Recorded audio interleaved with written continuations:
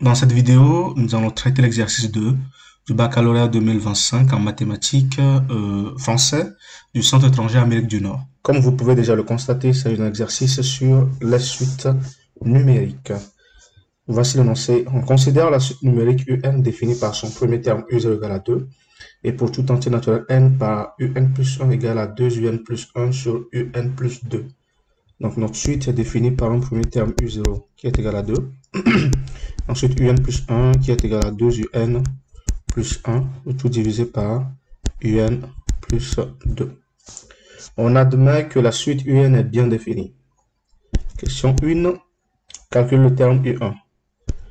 Bien évidemment, u1, ça fait donc 2 u0 plus 1, le tout divisé par u0 plus 2. Ce qui nous fait donc 2 fois 2 plus 1 sur 2 plus 2. Et donc, ça fait 5 sur 4. Question 2.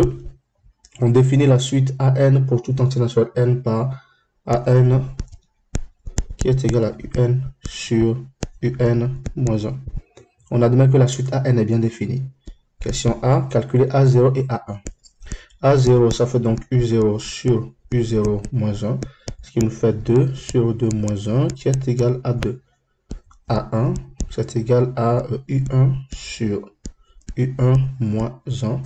Ça me fait donc 5 sur 4 sur 5 sur 4 moins 1 qui fait 5 sur 4 sur 5 moins 4 sur 4. Les 4 se simplifient.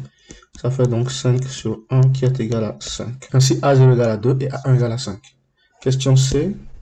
Démontrer par récurrence. Non, d'abord question B.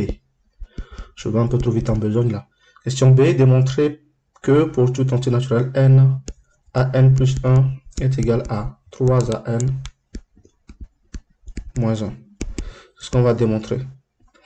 Donc, AN plus 1, c'est tout simplement UN plus 1 sur UN plus 1 moins 1. Donc, nous devons donc remplacer UN plus 1 par son expression que nous avons ici. Ce qui fait donc 2UN plus 1 sur UN plus 2 sur 2UN plus 1 sur UN plus 2, le tout moins 1. Cela donc fait 2UN plus 1 sur UN plus 2, tout divisé par 2UN plus 1 moins UN moins 2, divisé par UN plus 2. J'ai mis au même dénominateur le dénominateur. Ouais, donc le dénominateur du dénominateur. Alors, UN plus 2 et UN plus 2 vont se séparer. Il va donc rester tout simplement 2 sur N plus 1. Ils vont se simplifier, pas se séparer, va se simplifier. Il va donc rester 2 UN plus 1 divisé par 2 UN plus 1 moins UN moins 2. Ainsi donc, AN plus 1, ça fait 2 UN plus 1 au numérateur divisé par 2 UN plus 2 UN moins UN. Donc ça, moins ça fait UN. Et 1 moins 2, ça fait moins 1. Une fois qu'on est à ce niveau, on peut maintenant essayer de traduire tout ça en fonction de AN et moins 1. Donc nous venons de trouver AN plus 1 qui est égal à 2 UN plus 1 divisé par UN moins 1. Ce que nous allons donc faire, c'est au numérateur rajouter UN et retirer UN, qui nous permettra donc d'écrire tout simplement 2 UN plus UN moins UN, et je garde le plus 1. Donc ça fait 0, ce qui nous permettra de revenir à l'étape initiale si on veut revenir en arrière. Divisé par UN moins 1. Ça fait donc 3 UN moins UN plus 1 sur UN moins 1. Ça fait donc 3 UN sur UN moins 1 plus moins UN plus 1 sur UN moins 1. Donc j'ai séparé le numérateur en deux parties. Ce qui nous fait donc 3 facteurs de un sur un moins 1. Et là, nous retrouvons an. Et ici, je sors le moins, donc ça fait moins un moins 1 sur un moins 1. Donc, je simplifie. Ça va donc nous donner 3 an moins 1. An plus 1. Ça, c'est ce qu'il fallait démontrer. Question C. Démontrer par récurrence que pour tout entier naturel n supérieur, donc n supérieur ou égal à 1, virgule, que an supérieur ou égal à 3, n moins 1. Donc par récurrence, démonstration par récurrence.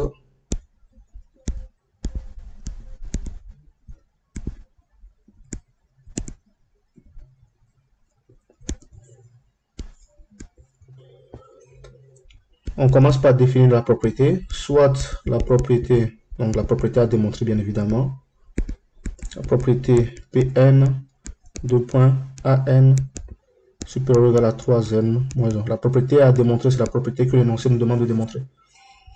L'initialisation.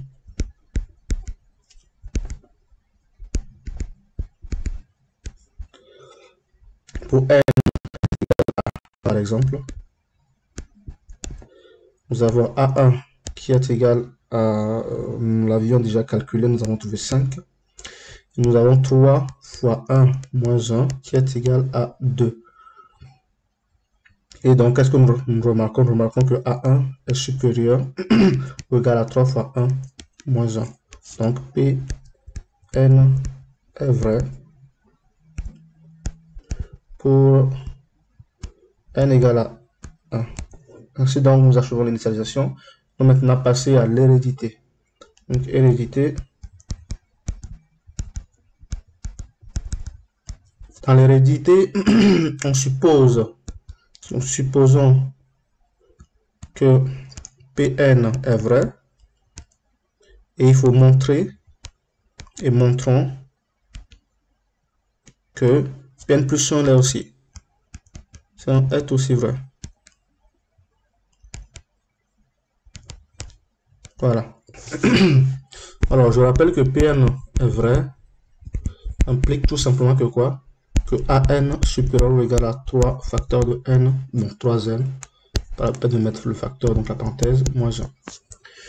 Pour retrouver an plus 1, que je vais rappeler ici, c'est ce que nous avons démontré récemment. N plus 1 est égal à quoi? 3 an moins 1. Donc, pour retrouver an plus 1, il faut donc transformer cette inégalité en an plus 1. Nous allons donc tout multiplier par 3, ce qui nous fera donc 3an supérieur ou égal à 9n moins 3. Donc, pour passer de là à là, j'ai fait fois 3. Ensuite, je vais rajouter moins 1. Donc, ça fait 3an moins 1 qui est supérieur ou égal à 9n moins 3 moins 1. Donc, pour passer de là à là, j'ai fait moins 1. Ce qu'il me faut remarquer dans la deuxième partie de l'inégalité, c'est 3 facteurs de n plus 1. C'est ce qu'il faut que je puisse remarquer. Pour cela, c'est... alors, non, c'est plutôt 3n moins 1. Voilà, c'est ce qu'il faut que je remarque. Moins 1. Donc, je transforme donc ça. Ça fait donc 3an moins 1. Je peux regarder à quoi?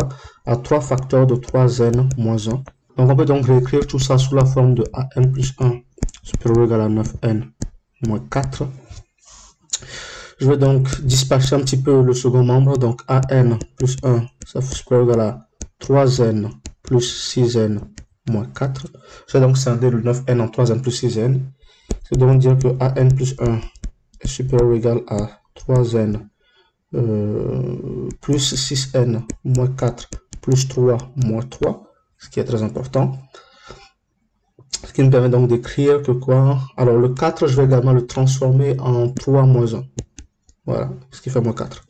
Donc, c'est supérieur ou égal à 3n plus 3 moins 1 plus 6n moins 6. Bien. Ça fait donc 3 facteurs de n plus 1 moins 1 plus 6 facteurs de n moins 1. Ça, c'est an plus 1. Or, l'énoncé nous dit que n est supérieur ou égal à 1, ce qui veut donc dire que n moins 1 est supérieur ou égal à 0. Et donc, quel que soit n,6n moins 1 supérieur ou égal à 0, quel que soit n. Ce qui veut donc dire que tout ça est supérieur ou égal à quoi? À 3 facteurs de n plus 1 moins 1. parce que tout ça est positif, donc si on l'ajoute à ce membre, eh bien ça devient supérieur au membre en question. Ainsi, donc, on déduit que an plus 1 est supérieur ou égal à 3 facteur de n plus 1 moins 1. Et bien ça, c'est ce qu'il fallait démontrer. Parce que c'est là qu'il fallait aboutir, donc, et c'est ce que je disais au préalable. C'est QFD. On peut donc conclure l'hérédité. Pn est ainsi héréditaire. Car Pn plus 1 est vrai.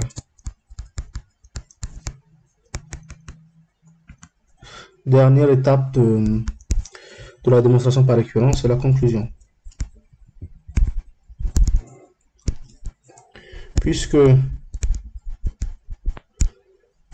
Pn, pas Pn, puisque Pn, oui, est initialisé et héréditaire, Pn est vrai. Et donc, An est supérieur ou égal à 3n moins 1. Tout ça pour démontrer ça. Question D. On déduit la limite de la suite An. Bien. La limite de la suite A, il s'agit donc de la limite de An lorsque n tend vers plus l'infini. C'est ce qu'il fallait déduire. C'est ce qu'il faut déduire. Qu'est-ce qu'on remarque? On remarque déjà que An est supérieur ou égal à 3n moins 1. Or, la limite de 3n moins 1 est égale à plus l'infini lorsque n tend vers plus l'infini. D'après donc le théorème de comparaison,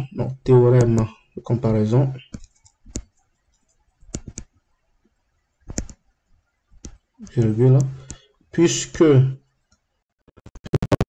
pas de conditions, notamment An supérieur ou égal à 3n moins 1 et la limite de 3n moins 1 lorsqu'un tend vers plus l'infini est égal à plus l'infini, virgule, la limite de An aussi est égal à plus l'infini lorsque n tend vers plus l'infini.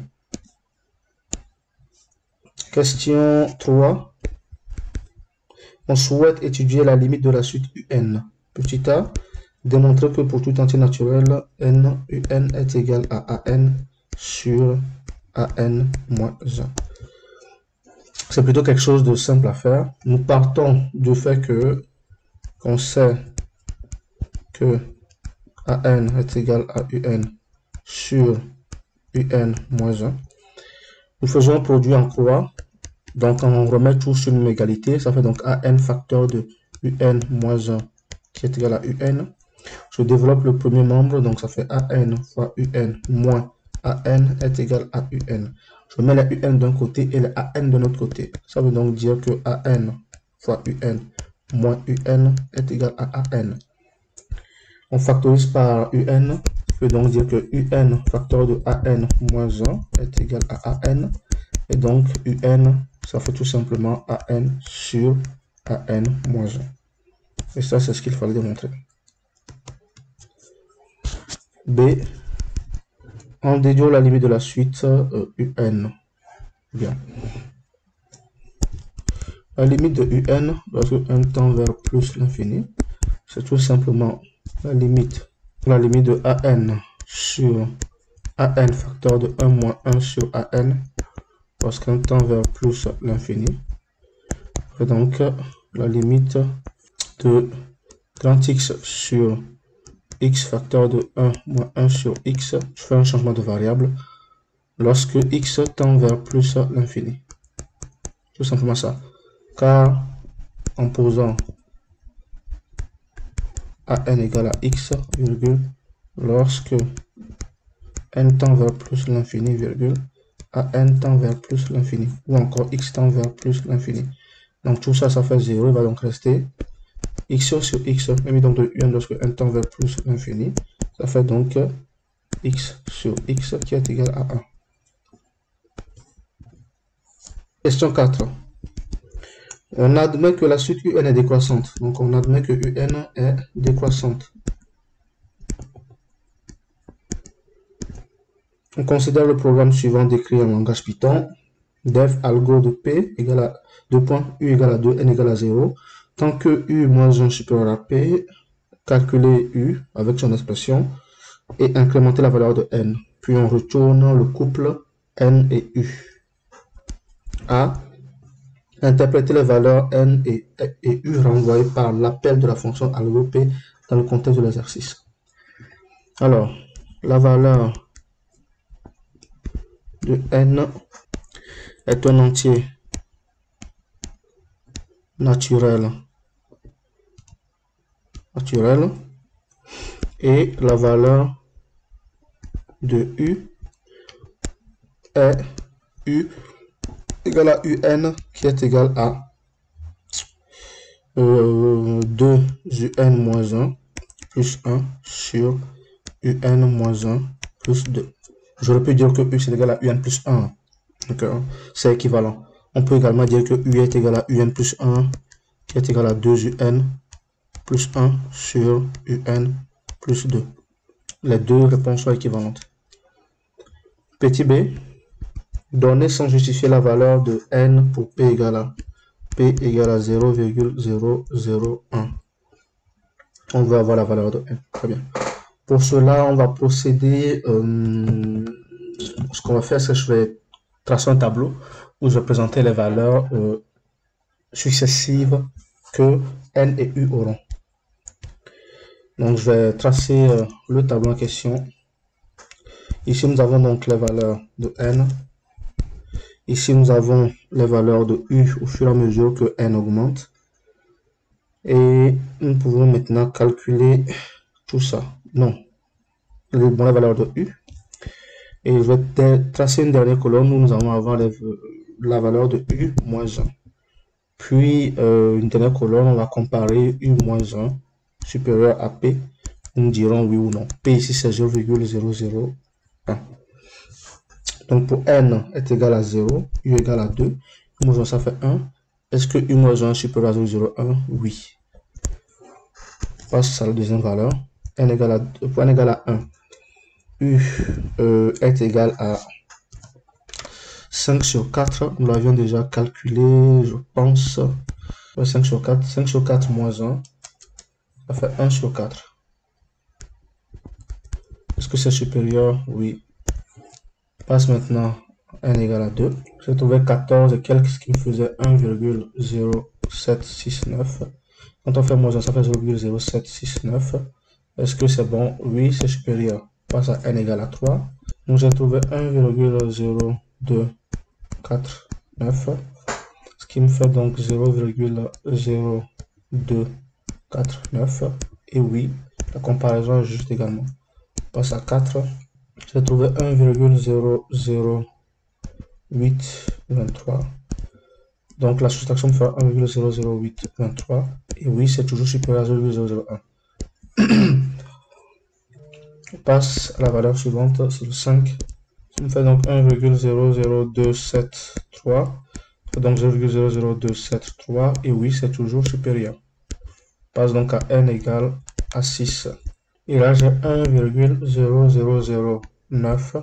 Ça fait donc 0,0009 qui est inférieur à 0,001. Donc, on s'arrête là-bas avec un non. Et une fois qu'on vérifie ça, eh bien, on sort de la boucle. Et donc, la dernière valeur que N prend lorsqu'on sort de la boucle, c'est N égale à 6. Donc, N égale à 6 pour que U moins 1 soit, pour que ça soit inférieur plutôt. C'est la dernière question de l'exercice et donc cette vidéo prend fin.